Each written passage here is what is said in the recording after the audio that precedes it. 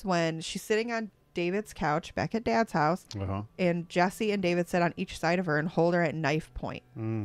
They make her wear a spiked collar, and they duct tape her eyes and her mouth shut.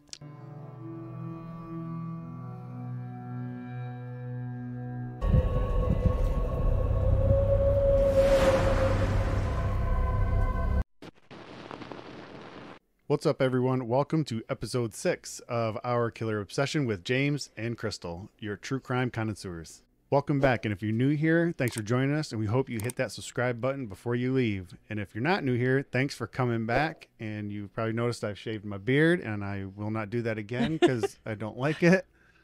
Anyway, on with the show. Okay. Okay, on today's episode, we are talking about David Parker Ray, a.k.a. the Toy Box Killer, and I don't know too much about this one, only a little bit. It's another one of those killers I read about a long, long time ago. Yeah. Yep, I had the book. I know it's a good one, so sit back, because this one is, wow. Yeah, it is. It's a wild story. It's a wild one, so let's go ahead and jump right into it, huh? Yeah, so David Parker Ray, a.k.a. the Toy Box Killer, was an American serial killer and rapist, believed to have killed as many as 60 people in Arizona and New Mexico, although the bodies were never found. None of them? Well, one. Okay, all right, but still. Like, none of the women. Wow. None of the women were ever found. Holy cow. As many as 60 of them? Possibly, yeah. Wow, never found. Wow. Yeah, there's maybe even hundreds of victims, not necessarily murders, but rapes. Wow. So we'll get to that. He kidnapped women, kept them in a soundproof trailer as sex slaves. He tortured them, raped them, sometimes involving his daughter, his wife, and his dog. Oh, my goodness. Oh, yeah. He drugged them in an attempt to erase their memory, and then he would leave them on the side of the road. Oh, wow. Holy cow. See, there's a few things in there I didn't know. My goodness. Yeah, I remember reading this story. It was like shock value. Yeah. Big time. Wow. So let's get into it. His childhood, like we do with all of our killers. Gotta start in that childhood, right? Because always. they tend to blame it on it. So the moms, and abusive parents. Man. Always. But I mean, if it all correlates, it does correlate. So far, we're 6 for 6 with the terrible childhood. Right. With our stories here. So David Parker Ray was born November 6, 1939 to Cecil and Nettie Ray in New Mexico. His family was very, very poor, so he and his sister were sent to live with his maternal grandparents. Although his father kept in contact with them, he was abusive alcoholic, and he even supplied David with sadomasochistic pornographic materials. Wow. When he was young. Yeah, so his dad exposed him to this lifestyle very, very young. Stuff, yeah. And that's what he sticks with. This nasty, sadomasochism. So right there, that's a bad start right there. Could that little detail? Yeah, I've just tweaked his young mind early enough. Wow. If he was given something normal, I don't know what you consist normal to look at, but come on, normal, I guess you could say, to look at, would things have been different? Could something like that be just minor? enough? Yeah. And they say like when you're exposed to it very, very young, it can change things for you. So he had fantasies about raping, torturing, and murdering women. It began as a teen. He actually stated, "I've been raping bitches ever since I was old enough to jerk off and tie little girls' hands behind their backs." Oh my gosh, man. I don't even know what to say to that. Right. Wow. His own words, though. His own words, yep. Wow. As an adult, he was married and divorced 4 times. He had 2 children. Closest to his daughter, Jessie. She would come stay with him time to time between her and her mom, but he never really hid his deviant sexual preferences from her. It was always very out in the open, and she was exposed to it also very young. She even thought it was normal behavior for a while. Until one time they were in Phoenix. He was living in Phoenix for a while, and he had picked up a prostitute for a bondage session, but something went too far. The whole story is not really available, but according to Jessie, she saw this prostitute run from the home naked and just take off. Oh, wow. Yeah. She seen a lot of this stuff going on and went to the FBI to report him.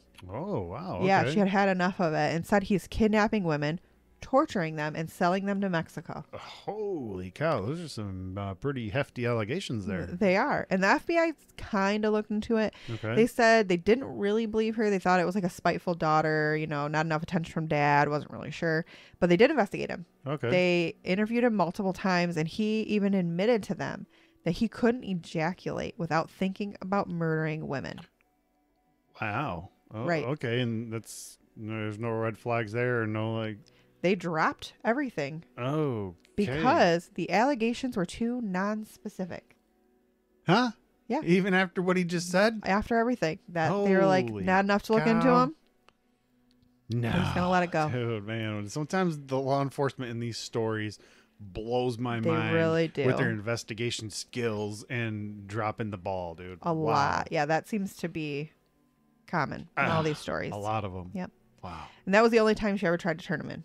After that, obviously, nothing's done. You're like, hey, he's selling these girls to Mexico, which is not far from Phoenix. I mean, Very and plausible. It's possible. I mean, we've been some places in the desert ourselves where there are signs posted and it says, hey, watch out For there's trafficking. human trafficking and cartel activity in this area. So, Yeah. I mean, So it's a real plausible. thing. It's plausible. Yeah.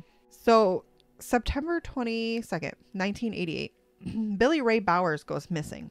He happened to be David's boss at a mechanic shop in Phoenix, but he wanted to sell his half of the business. So he's trying to cash in, take some of that money, and I don't think his partners liked it very much. So a week before he went missing, he started carrying a gun and stating he was afraid for his life. Okay. No other details were really coming out from him, but that's what he was giving off. A year later, a man fishing in Elephant Butte Lake found a body wrapped in a tarp. A year later. They said the man had been shot in the head execution style. It was ruled a homicide, and John Doe was laid to rest. Wow. Okay. He wasn't identified as Billy Ray Bowers until 1999. Oh, wow. And then his murder investigation Wow. reopened. And they're attributing that to David, but not until later. Gotcha. Okay. Okay, so David is called the Toy Box Killer. So let's talk about his toy box. In 1988, he began building his ultimate torture chamber. A toy box, a place where he could act out all his wildest sadistic fantasies. Wow. Yeah, it was a 22-foot long white cargo trailer. He hung a sign at the entrance that said Satan's Den Oh my goodness. Now where the heck was this thing? Like in New Mexico. He lived in a okay. desert town called Truth Okay. or Consequences, outside of Elephant Butte. Okay. So he's like, And loner so- desert area. Yeah. And some of them, your neighbors, you might not even Miles. see them Yeah. in binoculars. So he might have had his space. Exactly. Wow. Yep. Okay. So he soundproofed it. He equipped it with an elaborate system of pulleys, weights, pliers, clamps, whips, scalpels, chains, and locks. Oh my goodness. Yeah, he hung photos and drawings of women in different bondage situations, women being tortured. He had glass cabinets with naked dolls in various displays of bondage. Yeah, other cabinets had chemicals, syringes, dildos of all sizes, a cattle prod. No. He had something labeled the vagina stretcher. Oh my. I don't even want to know what that thing looks like. Can gosh. you imagine? No. Right. An ankle spreader Ah. and one called the knee spreader. Oh. Yeah. man. And a lot of he was a mechanic and a tinkerer, and a lot of these things he built himself. Okay. So. He also had a gynecological chair equipped with stirrups Wow. in this thing. Wow. He had a TV monitor set up so that while the women were being tortured, they could watch themselves on the screen. Man, that's terrible. Right. He had a coffin in there. Oh my goodness. A Yeah. coffin. Equipped with restraints Oh. and ventilation holes. Oh no. That would be Oh, terrifying. jeez. Yeah. Unbelievable. Yeah. He also made like a advisory tape or like an orientation tape for these women, and he would play after he would get them and lock them in this toy box. And it would say, gosh. he said, "Hello there, bitch. Are you comfortable now? I doubt it." And he told them they would be trained and used as sex slaves, raped thoroughly and repeatedly. Oh my gosh. Yeah, he says, "It's something strange and new for the uninitiated, but my lady and friend and I have been doing the same thing for years." Then he told them he was going to drug them, so you won't remember a fucking thing about the whole adventure. Wow. You won't remember this place or us or what happened to you. and there won't be any DNA evidence because you'll be bathed and both holes between your legs will be thoroughly flushed out. Oh my goodness. Disgusting. Wow. There's a lot more to it, but that's a piece of it. Yeah, well, I think that's all we really need, right? We get the get the idea. Oh my goodness. Poor, we say it a lot, like these poor women and subjects and victims, and it's just like, oof, some of them have to go through some terrible, terrible things knowingly. Yes. And it's terrible. Some of these women don't remember things until years later. He did drug them. Okay. So they remember bits and pieces of it. Might feel like a nightmare. A lot of them have PTSD. Okay. All right. But he also videotaped these encounters. After he was caught, they found hundreds of tapes in this trailer. Goodness. His last wife, one of his accomplices, even said he made snuff films. He had killed up to 12 women, she said, and he recorded it and sold it to other countries. Oh my gosh. Which we know is also, plausible. A plausible thing, and oh my goodness. So let's get back into his relationship with his daughter. Very weird relationship. Right. And you mentioned earlier that she ends up being an accomplice at some point. And how the hell does that happen? Exactly. Well, originally, they're kind of at odds. She wanted to turn him in. But then later in life, after this, she even moved in with him and ended up being closer to him.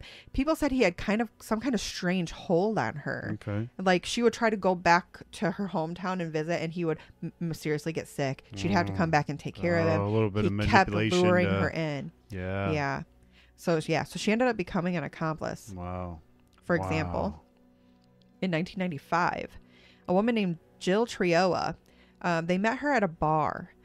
People had witnessed Jill and Jesse that night getting into an argument, and then she disappeared. Oh. So the police questioned Jesse about it, but nothing ever comes out of it. And she remains a missing person until 1995, when the case was renamed a homicide and Jesse was the prime suspect. Wow. But there's no charges that ever come out of it. Okay. But she's just a missing person. They never find the body. Terrible. But it's pretty obvious. Yeah. Especially after everything. I mean, we can assume at this point, and or at the end when everything comes out, you can assume. Yeah, exactly. Wow. So in 1996, Kelly Van Cleve was a friend of Jesse. They were out partying, having fun, and she wants a ride home.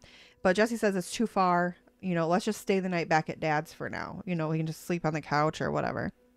And Kelly said she only had one beer, but she started to feel really woozy and kind of drunk, and she thought maybe somebody had spiked her drink. Wow. Right, and that's when she's sitting on David's couch back at Dad's house, and Jesse and David sit on each side of her and hold her at knife point. They make her wear a spiked collar, and they duct tape her eyes and her mouth shut. Oh, man. Yeah, then they took her to the toy box. No. Last place you want to be, that's for sure. Well, that's for sure. Satan's den, right? Wow. Gross. They put her in the gyno chair. They bound her legs and her wrists with nylon ropes and chains, and they videotaped it all. They played the creepy orientation tape for her, and she says, because years later she gives testimony to this, that David couldn't keep an erection. Yeah, and he kept trying to place all these different dildos in her, all different sizes, but they wouldn't fit. Oh my goodness. So he's getting frustrated, like, what is going on? Why won't these work? And so he told her he's part of this satanic group that wanted to kidnap her as a sex slave. And since none of this will work, she's going to be of no use to them. Oh my gosh. Yeah. But he still kept her for 3 days, where he tried multiple times to assault her to no avail. Yeah. Then he drugged her, took her out to a dirt road, and unblindfolded her, pretending to be the person to find her. Oh, man. And he worked for the Park Service in New Mexico at the time, so he was in uniform with an official vehicle. Okay, and then you're drugged up and you're already in a daze or whatever. So I mean, the kind of suit and everything. Maybe it would make sense. A little believable, right? Yeah, and maybe he looked different. Yeah, right. All cleaned up. Yep. Yeah. So took her home. He took her all the way home, told her family that he found her this way, and he rescued her. Oh, my gosh. And she was dehydrated, so he drove her through the McDonald's to get her an iced tea. Oh, my to take care of her. Wow. Yeah, she didn't remember anything for years. She was diagnosed with PTSD, but she testified to all this later. Wow. So there's a lot of them that he didn't a murder or kill. Mhm. He just drugged them until they were essentially like mind erased. Yeah, like amnesia. Yeah. Wow. Yep. That's Hundreds. It could be wild. hundreds. There's hundreds of videos of these women being assaulted. Oh my And they said goodness. some women they could identify and most of them they couldn't. Wow. So, Terrible. That's horrible. mhm. Holy cow. July 3rd, 1996, Marie Parker was at a 4th of July party at Elephant Butte Beach with Jesse and Jesse's friend Dennis Yancey. Jesse and Dennis is now also an accomplice. He just keeps collecting these people to do his bidding for him. Which David is does. wild. How do you find these people to do this To- terrible stuff with you? Right. I don't know. Maybe it was drugs. Wow. They have a large meth history and Yeah. drinking and, Very true. and people are dependent on you for money. Yeah. So Jesse and Dennis take Marie at gunpoint to David's house. Yancey said he knew what the toy box was all about. He knew it was a sadomasochistic like torture chamber, and that David and Jesse kept her in there for 3 days. He doesn't know what happened while they were in there, but he knows she was in there and he knows basically what it's for. Yeah. Oh my goodness. He said then on the 3rd day they brought him into the toy box and said, "Now you know what you have to do." And he was like, "What?" They wanted him to kill her. Oh wow. Yep. So he said he basically was forced to strangle her with a rope. Holy cow. Yeah. And Wow. then he helped Jesse and David dispose of her by throwing her over a ravine and then just lightly burying her in loose dirt. Man. Well, and that just takes him from being a small part of the game to now a huge part, to where now I got you. You can't say nothing because you know what you did now too. You know what I Exactly. mean? Yep. Wow. Crazy. So now David kind of has him under his thumb. Yeah, for sure. Wow. Because then now you're not just a knowing person. You didn't just. Yeah, you didn't just witness it. You're a part of it now. Yeah. Yeah. Wow. So in 1997, David meets Cindy Hendy. She was another one of those run from the law type of women skipping cities. Well, she met him and she became his last wife number 4. Oh my. But first, she was in some kind of weird 3-way relationship with Jesse and Dennis. Dude, this is wild. So Jesse and Dennis were not a couple. Jesse was a lesbian. Okay. But she's bed hopping between the two, apparently. Okay. But then she falls in love with David, this sick, twisted sadomasochist. Wow. Yep. Wow. And she also becomes an accomplice. She helps him lure young women into the toy box. How? I don't know. How you're like, I love you. Yes, I will hurt these women. I mean, And another we've seen one. this multiple times, like we Another- did with the and- Ken and Barbie killers. In multiple stories. Yeah. Yeah, you're right too. And somehow they get these people to just go along with them. Yeah, unbelievable. Brainwashing and drugs, I think. It's gotta be. Yeah, a lot of manipulation and Dependency. right. something. And you know the ones that, I mean, you know, them people know the ones they can take advantage of. Exactly. Yeah, the easily Yeah, for brainwashed. sure. So David taught her his torture methods, even making her like a how-to guide, and he taped it to the wall of the toy box so that she could help him more and like be an actual gosh. active participant. So the guide read, "Number 1, the new female captive should be gagged and blindfolded with wrists and ankles chained. Number 2, move her to the recreation room. Place her body under the suspension chains. Number 3, stand her up under the chains and lock her wrists well above her head. Number 4, place the neck chain around her neck and lock it into place. It is permanent. Oh my. Number 5, clip her leg irons to the floor chain. Number 6, use scissors and slowly remove her dress, blouse, or sweater. Cut and remove her bra. Number 7, fondle and abuse her breasts, nipples, and other parts of her body." My goodness. Yeah, it gets worse. Number 8, keep her blindfolded to increase disorientation. Use verbal abuse. Slowly unzip, open, and remove lower clothing. Cut or rip panties off. My goodness. Fondle and abuse her sex organs. Oh my goodness. Continue with verbal abuse. Wow. Attach the overhead suspension straps to her body, ankles, waist, hips, and upper chest.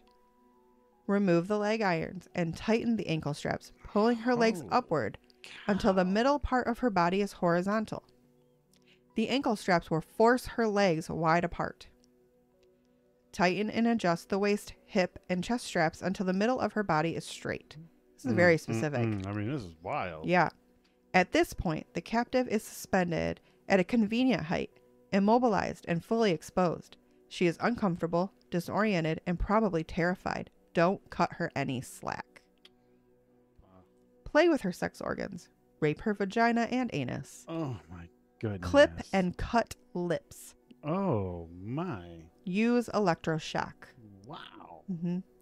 Don't give her time to collect her thoughts. Use her body aggressively. Intensify her fear. Tell her how she's going to be a sex slave. Describe in detail how she will be raped and tortured. Wow. That just wild. I mean, wild. I mean, obviously he thought about this way too much. And way he had too a much whole detail. method about how he wanted it to go. That's insane. That is just purely insane. It really is. I mean, I'll give this guy insanity. He's purely insane. I mean, I don't know what else. What do you even, that's just insanity. And that's what you're into? That's wild, man. Yeah. That's crazy. And then you got somebody, let's not forget who this is for, to teach them how to do it your way, because they're there to help you. How to help you. Unbelievable. So 1998, Angelica Montano and Cindy were friends. They were drinking buddies, drug buddies. They were both drug addicts. They took Angelica back to their home with a false promise of helping her bake a cake for her boyfriend. Her boyfriend needed a birthday cake. I was like, oh, come on over. I'll help you out. But once she was there, she was held at gunpoint and was told, you're being abducted. Oh, wow. It's not bad enough that it's happening, but let me make you fully aware of what's happening. Yeah. This time they didn't take her right to the toy box. They chained her to the bed in the house. Wow. Right. They played the creepy tape for her. Oh, gosh. And then she heard Cindy ask, shall I give her 1 or 2? Oh, man. David replied 1, and then she passed out. Oh, so I'm not sure what that entailed. So maybe some kind of medication or... Yeah, right. What are they giving her? Something. But she passed out. I mean, especially for it to happen so fast, too. My goodness. They kept her chained to the bed for 3 days with no food, and she was only ever unchained to use the bathroom. Wow. But nothing happened during that time. She was just chained naked to the bed. She said David would go to work. Cindy would watch her soap operas on TV all day. Then he'd come home, and he would watch TV with Cindy naked from the waist down. Oh, all the time. Goodness, that's just weird. Then on the 4th day, David bathed her, stating he liked his victims clean. Yeah, and then Cindy put makeup on her so she would be pretty for the videos. Wow. Yeah. Then they took her to the toy box, Satan's den. David beat her, bound her with red ropes, and placed a wooden dildo in her rectum. Oh, my goodness. Yeah. They attached clamps to her nipples and genitals and electrocuted her. Wow. It gets worse. They inserted a cattle prod into her and used it. Oh. Yeah, she ended up with burns to her genitals and thighs. Oh, my goodness. Terrible.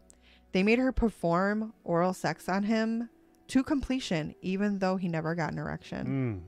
So he obviously had some issues. Yeah. He didn't. Yeah. But she pretended to like the whole thing. She promised she would never tell anybody. She said she liked it so much. Life. Exactly. She liked it so much she wanted to help next time. But next, she didn't want to be the victim. She wanted to make somebody a victim. I mean, hey. Yeah, they believed her. Wow, really? Yeah, so they took her to the bus station. No. Yeah, let her go. Yeah. Get out of here. She made it all the way back to Albuquerque. Told the police in Albuquerque she's a known drug addict, maybe a prostitute, whatever they thought she was at the time. Okay. So they were like, this is kind of a far-fetched story. Oh, no. How about you go tell that to the people in Truth or Consequences where it happened? And she's like, I don't want to go back there. It's a small town. Right. He's going to know I'm there. I'm not trying to go back there. Yeah. So nothing ever came out of it. Oh, because they said either you go to Truth or Consequences and tell, or you're going to be charged with a false report. Wow. That is horrible. And we've heard about this before. Yeah. Women being charged with false reporting. So it makes them not want to report what happened to them. Yeah, right. And then, I mean, those are huge allegations. Like, why can't you make a phone call to the police department as the police department that it's being, told to, and say, hey, I have someone here that's terrified to come back to your town, and this is what is being reported. Why don't you go check it out? Exactly. I don't know. No, and a lot of Jeez. women aren't taken seriously when they report these things. Which is Obviously, terrible. you see it all the time. I mean, it used to be worse back then, Mhm. you know, in the Yeah. day. Yeah, this was and it's before Me horrible. Too, all Yeah, that stuff. right. So Wow. March 20th, 1999, David went to pick up a prostitute for a BJ. Supposedly. Her name was Cynthia Vigil. He went to her pimp, said he wanted a BJ, and quickly, here comes Cynthia. Hops in his car with him. And he says, "Psych, I'm a police officer, and you're under arrest." No, jeez. Well, he shackled her, and her wrists and her feet, and took her to the toy box. Oh, goodness. Played the creepy orientation tape for her. Cindy held a gun to her while David placed electrodes on her nipples, genitals, and assaulted her with multiple dildos. Wow. Goodness. Yeah. It seems to be their MO. They have this weird The way they like to torture do it. technique. And Exactly. Goodness. And I think a lot of that's too because he is non-functional. Right. you know, Okay. So that's the only way I guess he can abuse these women. Mentally get off, weirdo. Yeah. It gets worse though. He ended up placing the metal bar between her knees, the knee spreader, to force her legs apart. He got a can of gravy, dipped his fingers in it, put it, then went and got his dog Oh, no. and made his dog clean her up. Oh, my goodness. Mm-hmm. Yeah. The next day, after all that torture, he hog-tied her and suspended her from the ceiling and made her watch herself on the video monitor he had set up in there. So she had to watch herself being whipped and tortured. And it went on like this for days. Horrible. Yeah. Then one morning, while David was at work, Cindy took Cynthia to the bathroom. Well, she took her back to the bed, chained her up, and left the keys on a table just out of reach.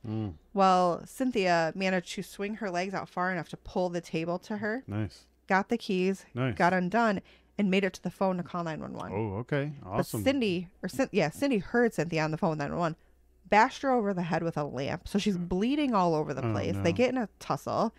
Cynthia grabs an ice pick and stabs Cindy in the neck.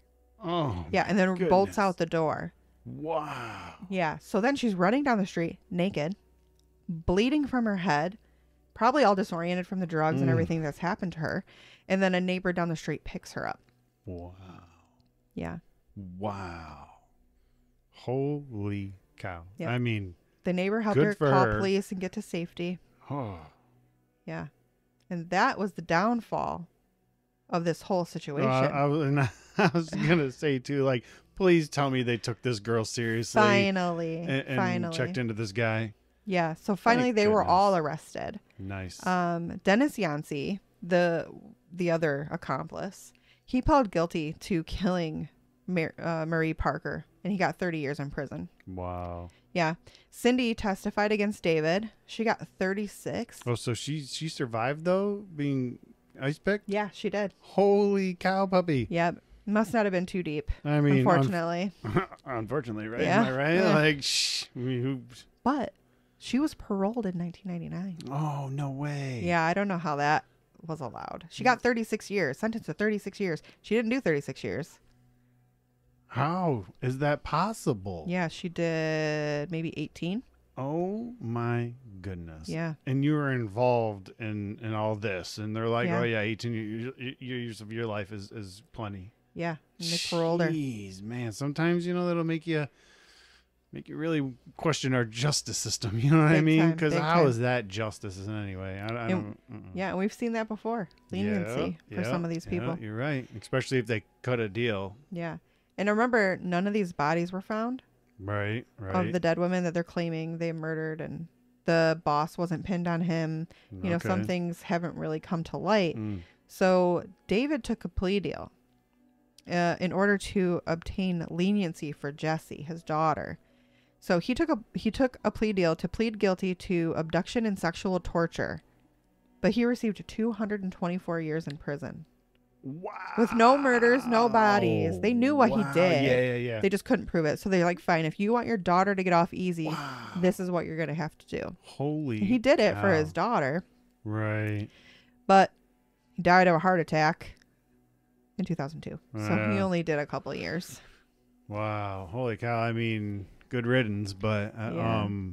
Unfortunately, he wasn't caught much earlier, when all of these allegations were first coming no out. joke. Yeah. And that's sometimes, and it happens in a few of them. If you would just listen to some of them allegations to begin with, you could have saved a lot of time and pain for a lot of Exactly. people. Like when Jesse first went to the police Yeah. and said, my dad's selling girls in Mexico. Yeah. Yeah. Right. That was like 10 years, 12 years earlier. At the very least, let's sit on this guy for a while and follow him around and see what the hell he's doing, because those are some. And he already huge admitted that I can't finish unless Yeah, girls are being murdered in my How do you tell brain. that to detectives or police? And they're like, eh. What happened to all these videotapes? Did the videotapes come into play? Because I mean, they know there's videotapes, but they can't identify most of the people on it. Gotcha. And it never shows any of the actual murders that he's alleged of doing. Just the abuse. Yeah. Wow. Yep. Wow. Ain't that something? So Jessie, the daughter, she ended up pleading no contest to kidnapping and criminal sexual penetration. She received 30 months in prison and 5 years probation. That's it for her role and all of that. Goodness. And who knows how much more she was actually involved in. Wow. That's just a little bit of what they know about. Yeah. Yeah. Holy cow.